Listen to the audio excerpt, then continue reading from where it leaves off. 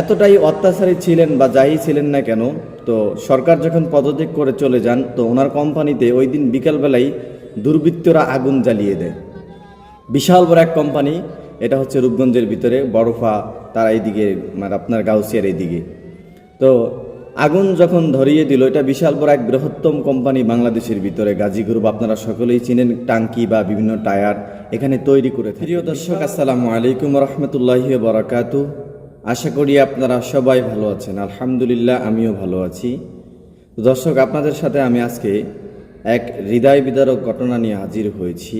আমি যেখানে বসে আছি, এটা হচ্ছে আমি যে মসজিদে ইমামতি করি ওই মসজিদের বারান্দা।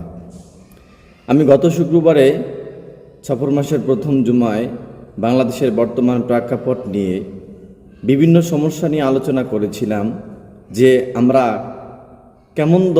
কোন ধরনের ব্যক্তিদের পক্ষপাতিত্ব করব আর কোন ধরনের ব্যক্তিদের নেতৃত্ব গ্রহণ করব, কাদের সাথে আমরা ঐক্যবদ্ধ হয়ে দেশের জন্য কাজ করব। এমন ব্যক্তির পথ অনুসরণ করব যে ব্যক্তি আমার সুখেও আমার সাথে থাকে, দুঃখেও আমার সাথে থাকে। এমন ব্যক্তির আমরা অনুসরণ করব না যারা বিপদে পড়লে আমাদেরকে ভুলে যাবেন, যাদের ভিতরে আল্লাহ এবং রসুলের সুরত, আল্লাহ এবং আল্লাহ রসুলের দিন নাই, আল্লাহ তাআলার ভয় নাই, রাসূলের সুন্নত তার দিলের ভিতরে নাই বা তার 3.5 দেহের মধ্যে নাই। যে আল্লাহ এবং আল্লাহ রসুলের দিন প্রতিষ্ঠা করার জন্য দেশের ভিতরে কাজ করবে না, ওই সমস্ত ব্যক্তিদের সাথে আমরা উঠা বসা করব না। যদি আমরা করি তাহলে আমার জান মাল এগুলোর দায়ভার আল্লাহ তাআলা নেবেন না। তার উদাহরণ দিতে গিয়ে, আমি যে এলাকায় আছি রূপগঞ্জের ভিতরে ঐতিহ্যবাহী গাজী গ্রুপের একটা কোম্পানি আছে। এই গাজী গ্রুপ, এটার ভিতরে মোটর, বিভিন্ন কিছু পাইপ, এগুলো বিভিন্ন কিছু তৈরি করে থাকেন। তো এই রূপগঞ্জের যিনি এমপি সাহেব গোলাম দস্তগীর গাজী, উনি একজন আওয়ামী লীগের নেতা এবং সংসদ সদস্য। তো উনি এতটাই অত্যাচারী ছিলেন বা যাই ছিলেন না কেন, তো সরকার যখন পদত্যাগ করে চলে যান, তো ওনার কোম্পানিতে ওই দিন বিকালবেলায় দুর্বৃত্তরা আগুন জ্বালিয়ে দেয়। বিশাল বড় এক কোম্পানি, এটা হচ্ছে রূপগঞ্জের ভিতরে বড়ফা, তার এইদিকে মানে আপনার গাউসিয়ার এইদিকে। তো আগুন যখন ধরিয়ে দিল, এটা বিশাল বড় এক বৃহত্তম কোম্পানি বাংলাদেশের ভিতরে, গাজী গ্রুপ, আপনারা সকলেই চিনেন, টাঙ্কি বা বিভিন্ন টায়ার এখানে তৈরি করে থাকেন, বিশাল বড় কোম্পানি। তো আগুন, আমি যেখানে থাকি এখান থেকে বেশি না, মাত্র 10 মিনিট হাঁটলেই ওই কোম্পানির কারখানা পাওয়া যাবে। তো এই এরিয়ার ভিতরে যত ঘর বাড়ি, অত্র রূপগঞ্জের আশপাশে যত মানুষ আছে, এই কোম্পানির ভিতরে ঢুকে লুট করে সমস্ত আপনার আসবাবপত্র, যত কিছু পণ্য আছে, টায়ার থেকে, টাঙ্কি থেকে, দরজা থেকে শুরু করে লোহা, মোটর, সমস্ত কিছু আত্মসাৎ করে লুট করে গনিমতের মালের মতো নিয়ে আসতেছে। আপনারা দেখতে পাচ্ছেন। এ জাতি, তাদের জন্য অত্যাচারী সরকার আসবে না কেন, তাদের জন্য জুলুমকারী সরকার আসবে না কেন, যে মানুষের কাছে একজন বিপদগ্রস্তওয়ালা ব্যক্তির সম্পদ তার কাছে নিরাপদ নয়। এরাই ভবিষ্যতের সন্ত্রাস, এরাই ভবিষ্যতে মানুষের মাল আত্মসাৎ করবে। সুযোগ দেখেন, একটু সুযোগ পাওয়ার কারণে মহিলা থেকে বৃদ্ধ থেকে দাড়িওয়ালা, টুপিওয়ালা, কত ধরনের মানুষ। সুরতে এরা মুসলমান, আসলে সিরতে এরা মুসলমান না। দেখতে পাচ্ছেন কি পরিমাণ সম্পদ, কি পরিমাণ মানে অরাজকতা, কি পরিমাণ লুট যোগ্য তারা চালাচ্ছে। তো এই বিষয়গুলো নিয়ে আমি গত শুক্রবারে আলোচনা করি। তো আলোচনা করার পরিশেষে আমার অনেক মুসল্লিরা আমাকে বলছে যে হুজুর, আপনার এই বিষয়ে আলোচনা করার দরকার কি, রাজনীতির বিষয় মসজিদে কেন বলেন? তো আমি সকলকে বললাম যে আমি আলোচনা করব না তো করবে কে? মসজিদের মিম্বার থেকেই তো আলোচনা, রাজনীতির আলোচনা হবে। আমি তো সে রাসূলের সৈনিক, আমি তো সে ওমর, ওসমান, আলী, আবু বকরের সৈনিক, যারা ইসলাম প্রতিষ্ঠার লক্ষ্যে রাজনীতি করেছিলেন। আমাদের দেশের ভিতরে ইসলাম প্রতিষ্ঠা করার জন্য রাজনীতি আমাদেরকেই করতে হবে।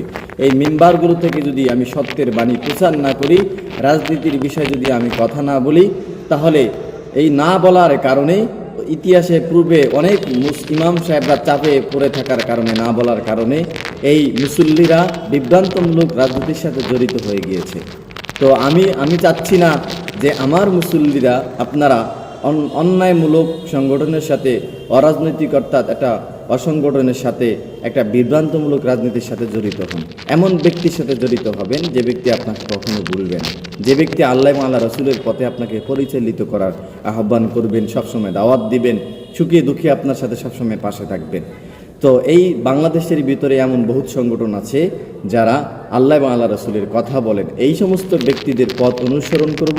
যদি আমাকে নিজেকে রাজনীতি করতে হয় তাহলে এই সমস্ত ব্যক্তিদের সাথে আমি রাজনীতি করব।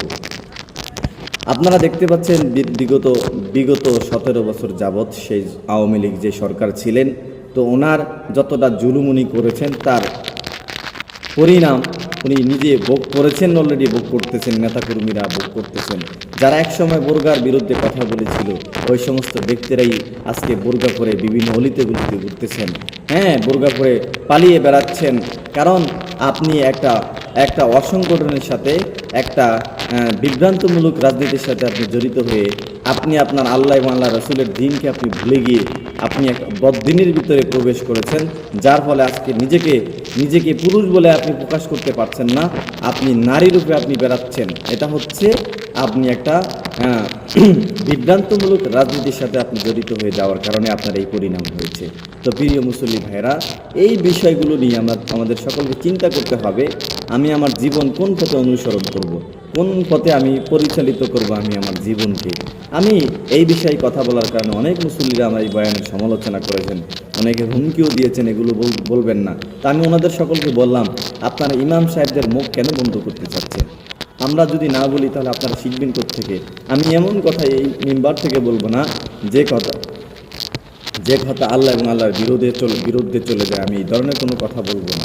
আপনারা নিশ্চিত থাকেন, আমি যতটুকু বলি কোরআন হাদিসের ভিত্তিতেই বলবো। আপনারা এখনও যদি আপনাদের দিলের চক্ষু না খোলে, কারণ আপনি এমন সংগঠনের সাথে জড়িত ছিলেন যে সংগঠনের প্রধান আপনাকে কী করলো, আপনাকে আপনার পেটে বা আপনাকে ধোকা দিয়ে বোকা বানিয়ে দেশ ত্যাগ করে চলে গেছে।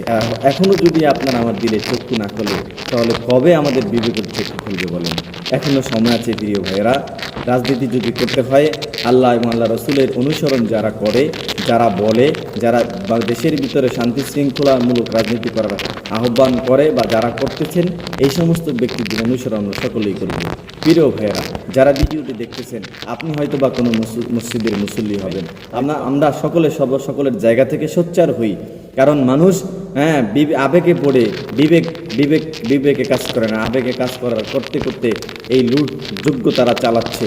আমাদের সকলকে এখনই সচেতন হতে হবে। প্রিয় ভাইয়েরা, যতটুকু বলেছি আল্লাহ তাআলা সর্বপ্রথম আমাকে তারপর আপনাদের সকলকে আমল করার তৌফিক দান করুন। আমরা সকলে সহি হালাল রাজনীতির সাথে জড়িত হওয়ার তৌফিক আল্লাহ তাআলা আমাদের সকলকে করার তৌফিক দান করেন। প্রিয় ভাইয়েরা, সমালোচনা না করি, কোনো ভাইয়ের দোষ না দেখি।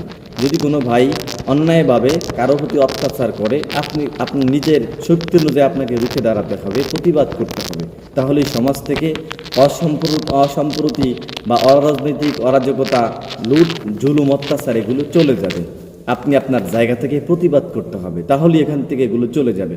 প্রিয় ভাইয়েরা, আমরা এখনও যদি নিজের শক্তি অনুযায়ী যদি প্রতিবাদ না করি, প্রতিহত না করি, তাহলে আমাদের দেশ, আমাদের সমাজ একদিন অন্ধকারে পতিত হয়ে যাবে। অন্ধকার তো হয়েই গিয়েছে। কারণ আজকে ভাইয়ের বিরুদ্ধে কাজ করতেছেন, আলেমদের বিরুদ্ধে কাজ করতেছেন, শিক্ষিতদের বিরুদ্ধে কাজ করতেছেন, একজন ভাইকে হত্যা করতেছেন, একটু তার দিলের ভিতরে মায়া লাগে না? চিন্তা করে দেখেন ওই ব্যক্তি কত বড় জালেম, কত বড় জুলুমকারী, কত বড় অত্যাচারী বাদশাহী পরিণত হয়ে গিয়েছে। আমাদের এখনই সজাগ হতে হবে। আমরা এমন ব্যক্তিদের অনুসরণ করব যারা সব সময় আমাদের সাথে থাকেন, যারা সব সময় আল্লাহ এবং আল্লাহ রসুলের কথা বলেন। প্রিয় ভাইয়েরা, যারা এতক্ষণ সময় দিয়ে আমার এই চ্যানেলে ভিডিওটি দেখেছেন, আপনাদের সকলকে অসংখ্য ধন্যবাদ। যদি আপনি আমার চ্যানেল সাবস্ক্রাইব করে আগে থেকেই করে থাকেন, আপনাকে অসংখ্য ধন্যবাদ। আর যদি করে না থাকেন, প্রিয় ভাই করেন। যদি ভালো না লাগে দেখতে থাকেন, দেখতে দেখতে আপনার কাছে ভালো লেগেই যেতে পারে। প্রিয় ভাইয়েরা, আমার এই ভিডিওটি আপনার ফেসবুকে শেয়ার করতে পারেন। আর যদি কোনো আমার কথায় ভুল বা পরামর্শযোগ্য কোনো কথা আপনার দিলের ভিতরে আসে, তাহলে কমেন্ট বক্স খালি আছে, ওখানে কমেন্ট করে যাবেন, পরামর্শ দিয়ে যাবেন। আমি আপনাদের পরামর্শ কামনা করি। ভালো থাকবেন দর্শক। আসসালামু আলাইকুম ওয়া রাহমাতুল্লাহি ওয়া বারাকাতুহু। দেখা হবে আবার অন্য এক ভিডিওতে।